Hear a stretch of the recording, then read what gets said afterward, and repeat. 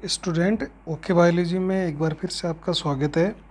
आज इस वीडियो में हम एक महत्वपूर्ण टॉपिक प्रारंभ करने जा रहे हैं जिसका नाम है कोशिका विभाजन, या इसको अंग्रेजी में अपन कहते हैं सेल डिवीजन। तो कोशिका विभाजन क्या होता है, अभी हम इसका थोड़ा बेसिक देखेंगे। देखिए, कोशिका कोई भी सजीव होता है, उसके शरीर की सबसे छोटी इकाई है, या हम ये कह दें कि चाहे कितना ही छोटा जीव हो और चाहे कितना ही बड़ा जीव हो, उसके शरीर की सबसे जो छोटी इकाई होती है वो कोशिका होती है। सबसे छोटी जो इकाई है वो सेल होती है, कोशिका होती है। अब क्या होता है कि संसार के अंदर बहुत छोटे छोटे जीव होते हैं और बहुत बड़े बड़े जीव भी पाए जाते हैं। तो इतने बड़े जीवों का निर्माण कैसे हुआ, और कोई भी जीव हो, उस जीव के जीवन की शुरुआत, जो उसके जीवन की शुरुआत होती है, चाहे कोई भी जीव हो, उस जीवन की शुरुआत एक सेल से होती है, एक सेल से होती है। अब जो बड़े जीव होते हैं, उन बड़े जीवों का शरीर इतना बड़ा कैसे बना, तो निश्चित बात है कि वो जो एक सेल थी उसने अपने समान बहुत सारी कोशिकाएं बनाई है। तो जब कोशिका विभाजित होती है या अपने समान नई कोशिका बनाती है तो वो प्रक्रिया क्या कहलाती है, कोशिका विभाजन। इससे क्या होता है कि बहुत बड़े बड़े जीवों का या बहुत जीवों का एक बड़ा शरीर का निर्माण होता है।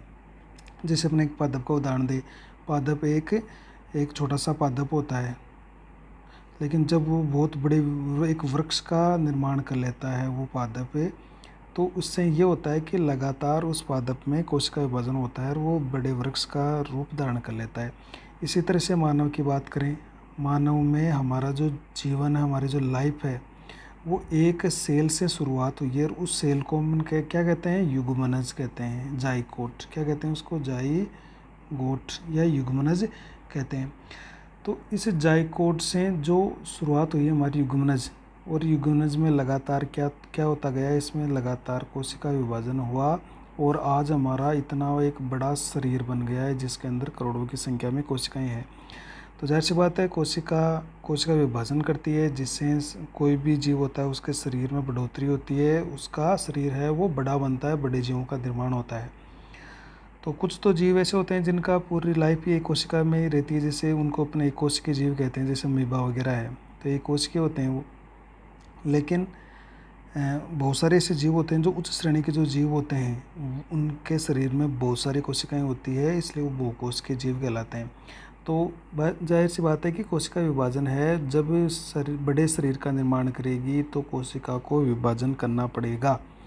तो इसकी अपन परिभाषा क्या दे सकते हैं, इसकी परिभाषा हम ये दे सकते हैं कोशिका विभाजन की कि यह एक जैविक प्रक्रिया है, जीवों में चलती है। देखो, निर्जीव में कभी नहीं होगी, ये सजीव का बहुत बड़ा लक्षण है। ये एक जैविक प्रक्रिया है जिसमें एक सेल विभाजित होकर, सेल का मतलब कोशिका, एक सेल विभाजित होकर दो या दो से अधिक सेल बनाती है। तो दो बनाती है या दो से ज़्यादा भी बना सकती है। तो उस प्रक्रिया को, जैविक प्रक्रिया को अपन क्या कहते हैं, कोशिका विभाजन। जैसे मान लीजिए ये कोशिका है, ये विभाजित हुई और इस तरह से इसने दो कोशिकाएं बना ली, फिर ये आगे ये कोशिकाएं विभाजित होकर फिर इससे देखो दो दो और बन गई, जैसे चार कोशिकाएं बन गई। तो इस तरह से लगातार कोशिकाओं की संख्या बढ़ती जाती है और फिर शरीर की वृद्धि भी होती रहती है। तो ये कोशिका विभाजन है कि एक सेल विभाजित होकर दो या दो से अधिक सेल बनाती है। अब मान लीजिए ये कोशिका है, एक ये कोशिका, ये विभाजित होकर ये दो कोशिकाओं में बट रही है इस तरह से। तो जो कोशिका विभाजित होती है, जो कोशिका विभाजन द्वारा कोशिकाएं बनाती है या जो कोशिका विभाजित होती है, तो उसको तो अपन कहते हैं मात्र कोशिका। उसको क्या कहेंगे, मात्र कोशिका, या इसको अपन कहेंगे मदर सेल। मतलब जो सेल विभाजित होती है, जो सेल विभाजित होती है उसको अपन मात्र कोशिका या मदर सेल कहेंगे। उसके पश्चात, विभाजन के पश्चात जो कोशिकाएं बनती है उनको अपन पुत्री कोशिकाएं कहेंगे, पुत्री कोशिकाएं, या इनको अपन कहते हैं डॉटर सेल। Daughter cell. ये क्या होती है? ये विभाजन के बाद बनती है। तो ये मात्र कोशिका में जब विभाजन होता है तब ये बनती है। तो विभाजन के बाद बनने वाली कोशिकाएं पुत्री कोशिकाएं डॉटर सेल होगी, और डॉटर सेल जिस कोशिका से बनेगी उसको मात्र कोशिका या मदर सेल होगी। तो ये तो अपनी मदर सेल होगी, और इससे जो कोशिकाएं बन रही है वो होगी आपकी डॉटर सेल या पुत्री कोशिकाएं। ये एक हर कोशिका विभाजन के अंदर होगा कि मात्र कोशिकाएं ही डिवाइडेशन करके या विभाजित होकर पुत्री कोशिकाओं का निर्माण करेगी। अब ये है कि क्या सजीवों में कोशिका विभाजन की ज़रूरत क्या है या आवश्यकता क्यों है? तो कोशिका विभाजन की आवश्यकता क्यों है, ये एक प्रश्न है। जो मान लीजिए कि क्या ज़रूरत पड़ती है कोशिका विभाजन की। तो जैसे मान लीजिए एक छोटा सा प्लांट है या पौधा है, वो धीरे धीरे वृद्धि करता है और अपने आकार में बढ़ाता है, या एक फल है जो छोटा है फिर आकार में बढ़ता है धीरे धीरे, या एक सजीव है जिसका आकार बढ़ रहा है, या उसमें जो चोट लग गई उसका जो घाव है वो धीरे धीरे घाव भरता है, या जो सजीव होते हैं अपने समान संतति उत्पन्न करते हैं। तो इसके बहुत सारे कारण हैं जिसमें कोशिका विभाजन की जरूरत पड़ती है। तो एक सजीव जो होता है उस सजीव की वृद्धि के लिए कोशिका विभाजन आवश्यक है, उसके विकास के लिए आवश्यक है, उसकी मरम्मत के लिए आवश्यक है, जिसको अपन घाव भरना भी कह सकते हैं, क्योंकि चोट लग गई तो घाव भर जाता है धीरे धीरे, उसके लिए भी आवश्यकता है। और उसकी जनन का मतलब संतति उत्पन्न करना। तो संतति उत्पन्न करने में भी ये कोशिका विभाजन जरूरी होते हैं। तो वृद्धि, हमने कहा कि छोटा सा पादप जो वृद्धि करते हुए किस तरह से बड़ा हो जाता है, या जब अपन पादप की टहनियाँ काट देते हैं तो नई टहनी आ जाती है, तो वो भी उसके कारण से कोशिका विभाजन हो रहा है। अपन शरीर पे कहीं चोट लग जाती है तो धीरे धीरे उसकी मरम्मत होती है, घाव भरता है, तो भी वो कोशिका विभाजन के जरूरी है। और जनन अपने समान जो संतति उत्पन्न करते हैं उसके लिए भी कोशिका विभाजन जरूरी है। तो ये कुछ प्रमुख आवश्यकताएं होती है जिसके अंदर कोशिका विभाजन द्वारा ये संभव होता है। तो ये स्थिति आती है। अब ये है कि ये जो कोशिका विभाजन की जो पूरी प्रक्रिया है वो किस पर निर्भर करती है। तो ये इसके लिए एक सिद्धांत काम में आता है, वो ध्यान रखिएगा। प्रिंसिपल एक सिद्धांत है। हमने जब कोशिका पढ़ी थी तो उसमें एक साइंटिस्ट पढ़े थे हमने, रुडोल्फ विर्चो 1855 में इन्होंने एक सिद्धांत दिया था। रुडोल्फ विर्चो ने एक सिद्धांत दिया जिसका नाम था ओमनिस सेलुला ई सेलुला। मतलब इसका क्या है कि नई कोशिकाओं की उत्पत्ति। ओमनिस सेलुला का मतलब हो गया नई कोशिकाओं की उत्पत्ति, या जिसको अपन निर्माण भी कह सकते हैं। पूर्ववर्ती जो पहले से मौजूद कोशिका है, पूर्ववर्ती कोशिका के विभाजन से होता है।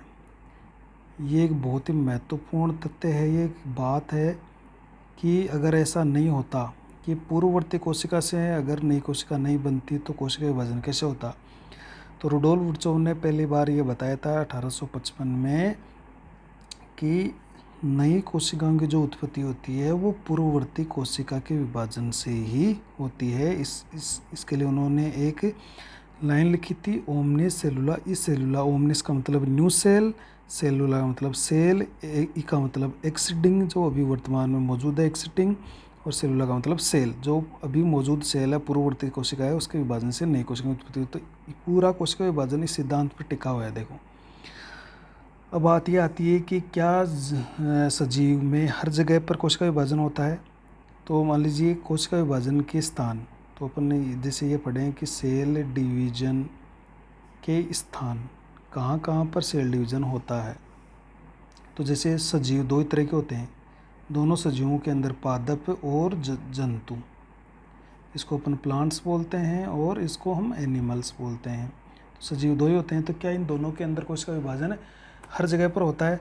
तो सबसे पहले देखें अपन पादप की बात करें तो एक जो पादप होता है उस पादप के प्रत्येक स्थान पर कोशिका विभाजन नहीं होता। जैसे मान लीजिए एक पादप है, ये एक प्लांट है, इसकी ये जड़ें हैं और ये इसका कॉम्पल है, ये इसकी टहनी, ये कॉम्पल है। इस तरह का ये प्लांट है। तो इस प्लांट के अंदर कुछ विशेष जगह होगी, वहीं पर कोशिका विभाजन मिलेगा आपको। जैसे एक तो ये इसकी जो जड़ें होती है, तो पादप में कोई भी सजीव हो, याद रखिएगा, उसके हर जगह पर या प्रत्येक स्थान पर कोशिका विभाजन नहीं होगा। उसकी कुछ विशेष जगह होगी, विशेष स्थान होंगे, वहीं पर कोशिका विभाजन होने वाला है।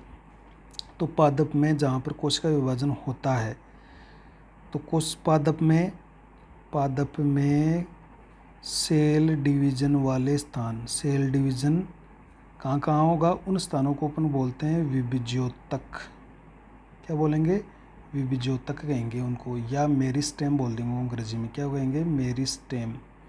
तो कुछ विभिज्योतक क्षेत्र होते हैं, उन क्षेत्रों में ही सेल डिवीजन होता है पादपों में। जैसे कहाँ कहाँ पर, ये एक तो मूल वह जो आपका परो है, उस परो शीर्ष के अंदर, मूल व परो शीर्ष के अंदर। जैसे ये परो है, इसके शीर्ष में ये शाखाएं हैं, शाखाओं के शीर्ष पर और मूल के शीर्ष भाग पर। तो जो मूल होती है, उस मूल के रूट और जो अपन अपेक्स होता है, यानी मूल, जड़ और परो के शीर्ष के ऊपर ही ऐसे कुछ क्षेत्र पाए जाते हैं जहाँ पर कोशिका विभाजन होता है पादपों में। ये मुख्यतः विभाजित क्षेत्र होते हैं, लेकिन कुछ ऐसे स्थान होते हैं जहाँ पर कोशिका विभाजन नहीं होता है। तो स्थायी जो क्षेत्र होते हैं पादप के, स्थायी क्षेत्र, वहाँ पर क्या होता है, कोशिका विभाजन नहीं होता। तो वहाँ पर कोशिका विभाजन नहीं होता है। वो स्थायी क्षेत्र क्या होते हैं? जैसे मृदुतक होता है, मृदुतक स्थूल कोणों तक जो लचीलापन देता है, दृढ़ोतक जो दृढ़ता मजबूती प्रदान करता है पौधे को। इसके अलावा जाइलम और फ्लोएम ये से उत्तक होते हैं जहाँ की कोशिकाएं विभाजन नहीं करती है। तो विभाजन करेगी केवल विभिज्योतक क्षेत्र की, याद रखिएगा। और विभिज्योतक क्षेत्र कहाँ होते हैं पौधे में? मूल और परो शीर्ष के अंदर, या शाखाओं के जो शीर्ष होते हैं वहाँ पर ये पाए जाते हैं। तो जहाँ पर भी पौधे में विभिज्योतक क्षेत्र होगा, चाहे वो पर्व संधि के पास भी हो सकता है, तो वहीं पर उस पादप की वृद्धि या सेल डिवीजन होने लग जाएगा। इसी तरह से अपन एक जंतु की बात करें, जंतु में भी जैसे अपन एक उदाहरण ले लें, मानव ले लें एग्जाम्पल के तौर पर। तो क्या मानव में हर जगह कोशिका विभाजन होता है? तो मानव में हर जगह कुछ, हालांकि हमारी पूरी बॉडी में कोशिका विभाजन होता है, लेकिन कुछ ऐसे स्थान होते हैं जहाँ पर कोशिका विभाजन नहीं भी होता है। तो जो कोशिका विभाजन वाली जगह है, सेल डिवीजन जहाँ पर होता है, वो हमारी कायिक कोशिकाएँ होती है। कायिक कोशिकाएँ और हमारी जो जनन कोशिकाएँ होती हैं, जनन कोशिकाएँ, वहाँ पर कोशिका विभाजन हमेशा चलता रहता है। अब कायिक कोशिकाओं में भी कुछ कोशिकाएँ ऐसी है जहाँ पर कोशिका विभाजन नहीं होता है। अब कायिक कोशिकाओं में जैसे मान लीजिए शरीर में एक स्टेम सेल जो एक विभिज्योतक क्षेत्र की तरह काम करती है, उसके अंदर विभाजन होता रहता है। इसी तरह से हमारा जो उपकला ऊतक है, उसमें भी कोशिकाएँ विभाजन करती रहती है। तो हमारे जो कायिक कोशिकाएँ, जनन कोशिकाएँ, स्टेम सेल है, ये लगातार इसकी कोशिकाएँ विभाजन करती रहती है। तो ये और इन जब कोशिका विभाजन करेगी तो ये कोशिकाओं की संख्या बढ़ती रहेगी और जीव का शरीर है वो ग्रोथ करता रहेगा। तो ये इसकी बात थी। अब हमारी जो देखें कि बॉडी के अंदर कौन कौन सी कोशिकाएँ हैं जो विभाजन नहीं करती है, तो उसके बारे में अपन देखते हैं। देखिए, तो मानव में कायिक कोशिकाओं में, जनन कोशिकाओं में स्टेम सेल, वहाँ पर कोशिका विभाजन लगातार जारी रहता है। अब कौन सी कोशिकाएँ विभाजन नहीं करती है, तो वहाँ पर अपन उदाहरण देखेंगे। देखिए, तो सेल जिनमें सेल डिवीजन नहीं होता है, सेल डिवीजन नहीं होता, उसके उदाहरण देखते हैं अपन। देखो, तो इसकी कोशिकाएं एक तो हमारी है तंत्रिका कोशिका, इसको अपन क्या कहते हैं? न्यूरॉन। तो ऐसी सेल होती है जिनमें कोशिका विभाजन नहीं होता है। हमारी न्यूरॉन जब पूरी तरह से परिपक्व हो जाते हैं, बन जाते हैं, तब इनमें फिर कोशिका विभाजन नहीं होता है। तो एक बार अगर न्यूरॉन नष्ट हो जाए तो उसका वापस रिकवर होना मुश्किल होता है, क्योंकि वो विभाजन करती ही नहीं है। तो ये विभाजन नहीं करती है, ये याद रखिएगा। इसके अलावा जैसे हमारी हृदय की पेशियाँ जो होती है, हृदय पेशियाँ, जिनको अपन क्या कहते हैं, कार्डियक मसल्स, ये हृदय की पेशियाँ भी कुछ समय के बाद में जब ये परिपक्व हो जाती है तो ये विभाजन बंद कर देगी, बिल्कुल भी विभाजन नहीं होगा, क्योंकि ये पहले से एक विशिष्ट कार्य के लिए विभेदित हो जाती है और इनमें विभाजन नहीं होता है। यही कारण है कि हृदय, जिसको हृदय का हाथ हो जाता है या हार्ट अटैक आता है, और उसकी जब शरीर की हृदय की जो पेशियाँ हैं या जो कोशिकाएं हैं वो नष्ट हो जाती है, तब हृदय का वापस रिकवर होना मुश्किल हो जाता है। तो उसका कारण ये है कि इसकी कोशिकाएं सेल डिवीज़न नहीं कर पाती है। इसके अलावा जैसे हमारी कंकाली स्केलेटल मसल है, कंकाली पेशियाँ, जो कंकाली पेशियाँ होती है वो भी सेल डिवीज़न एक निश्चित अवधि के बाद नहीं करेगी। तो जब ये परिपक्व हो जाएगी तब ये सेल डिवीज़न नहीं करेगी। तो कंकाली पेशियाँ भी एक बार अगर नष्ट हो जाती है तो फिर उनका रिकवर होना मुश्किल हो जाता है। इसी तरह से हमारी आरबीसी और डब्ल्यूबीसी ये भी विभाजन नहीं करती है। आरबीसी डब्ल्यूबीसी, आरबीसी में तो हालांकि केंद्र का होता ही नहीं है इसलिए विभाजन नहीं करेंगे। डब्ल्यूबीसी में केंद्र का होता है लेकिन फिर भी विभाजन नहीं करती है, क्योंकि डब्ल्यूबीसी को एक विशिष्ट कार्य के लिए पहले से ही विभेदित करके भेजा जाता है, इसलिए ये विभाजन नहीं करती है। इसके अलावा देखो, हमारी न्यूरॉन हो गए, हृदय पेशियाँ हो गई, कंकाली पेशियाँ हो गई, आरबीसी हो गई, डब्ल्यूबीसी हो गई। इसके मतलब हमारे त्वचा की जो सेल्स होती है जिनके अंदर केराटिन होता है, केराटिन युक्त त्वचा की ऐसी कोशिकाएं जिनमें केराटिन युक्त होती है, केराटिनोसाइट्स होती है, उनमें भी कभी कोशिका विभाजन नहीं होता है। इसके अलावा फैट सेल, देखिए फैट सेल, ये जो वसीय कोशिकाएं होती है इनके वसा भरी रहती है, इनमें भी कोशिका विभाजन नहीं होता है। और परिपक्व अस्थि कोशिकाएं, जो अस्थि कोशिकाएं पूरी तरह से परिपक्व हो गई है उनमें भी कोशिका विभाजन फिर नहीं होता है। इनको अपन अंग्रेजी में कहते हैं मैच्योर ओस्टियोसाइट्स। तो मैच्योर ओस्टियोसाइट्स या परिपक्व अस्थि कोशिकाएं, ये कुछ ऐसी कोशिकाएं हैं, ऐसे स्थान अपने बॉडी के अंदर जहाँ पर एक ही बार ये कोशिकाएं बनती है, फिर ये विभाजन की क्षमता इनमें नहीं होती है, इसलिए एक बार अगर ये नष्ट हो जाती है तो फिर इनका रिकवर नहीं हो पाती है ये। तो न्यूरॉन, हमारी हृदय पेशियाँ, कंकाली पेशियाँ, आरबीसी डब्ल्यूबीसी, त्वचा की जो केराटिन युक्त सेल है या फैट सेल, और परिपक्व अस्थि कोशिकाएं ये विभाजन नहीं करती है। बाकी आप अन्य जो हमारे शरीर की कायिक कोशिकाएं इनको छोड़कर वो जनन कोशिकाएं, स्टेम कोशिकाएं, इसके अंदर अलावा लीवर सेल, देखो लीवर सेल बहुत ज़्यादा विभाजन करता है, तो लीवर का रिकवर होना बहुत फटाफट होता है रिकवर लीवर। इसी तरह से हमारी जो उपकला की सेल होती है, उपकला सेल, वो भी फटाफट डिवीज़न करती है, तो वहाँ पर भी क्या होता है कि ये सेल डिवीज़न पाया जाता है, लेकिन कुछ स्थान होते हैं जहाँ पर सेल डिवीज़न नहीं होता है। तो ये तो अपनी इसकी आपकी कोशिका की एक बेसिक परिचय था कि कहाँ कहाँ पर कोशिका विभाजन होता है और कहाँ कहाँ पर बॉडी में कोशिका विभाजन नहीं होता है। अब इसी जो कोशिका विभाजन था इसकी खोज सबसे पहले किसने रिपोर्ट किया इसको, तो देखो इसके बारे में एक टॉपिक और बता देते हैं आपको। ये खोज की बात करें अपन तो सर्वप्रथम देखो पहली बार माइक्रोस्कोप द्वारा, जो सूक्ष्मदर्शी होता है माइक्रोस्कोप, उसके द्वारा सेल डिवीज़न के बारे में वॉन मोल ने बताया, ये ध्यान रखिएगा। पहली बार माइक्रोस्कोप के द्वारा सेल डिवीज़न के बारे में वॉन मोल, जो जर्मनी के वनस्पति शास्त्र थे, बोटनिस्ट थे, वॉन मोल, उन्होंने सबसे पहले सेल डिवीज़न के बारे में बताया था। और इन्होंने एक हरी शैवाल पर इन्होंने माइक्रोस्कोप से देखा था जिसका नाम है क्लेडोफोरा। उस हरी शैवाल को देख रहे थे और उसमें से उन्होंने सेल डिवीज़न के बारे में माइक्रोस्कोप में देख के सेल डिवीज़न के बारे में हमें पहली बार बताया था।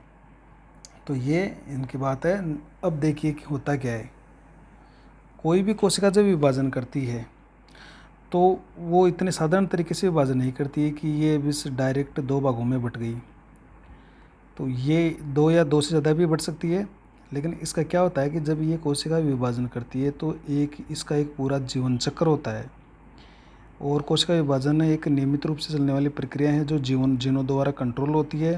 तो इसमें पहले क्या करती है, जो कोशिका होती है वो अपने पदार्थों को, जितने भी कोशिकीय पदार्थ होते हैं, कोशिकीय पदार्थ, उनको दुगुना करती है। उनको क्या करेगी, उनको दुगुना करेगी और फिर दुगुना करके फिर 2 भागों में विभाजित होगी, या ज़्यादा जो भाग होते हैं 2 भागों में विभाजित होगी। तो पहले ये ध्यान रखेगा, पहले वो अपने पदार्थों को दुगुना करेगी, दुगुना करने के बाद में फिर 2 भागों में विभाजित होगी। तो इसका एक जीवन चक्र चलेगा। उस जीवन चक्र को, कोशिका के जो एक पूर्ण जीवन चक्र है उसका, उस जीवन चक्र को अपन बोलेंगे सेल साइकिल। क्या कहेंगे, सेल साइकिल। तो अपन टॉपिक रहेगा सेल साइकिल, कि एक सेल साइकिल में ही कोशिका विभाजन को शुरू करती है और लास्ट में विभाजित होती है। तो उसमें सेल साइकिल में अपने पदार्थों को दुगना भी करेगी, फिर 2 भागों में विभाजित भी होगी। तो नेक्स्ट टॉपिक अपना क्या रहेगा, सेल साइकिल, या जिसको अपन कहेंगे कोशिका चक्र। तो उसको हम देखने वाले हैं और उसके सभी स्टेजेस हम पढ़ने वाले हैं नेक्स्ट वीडियो के अंदर। धन्यवाद।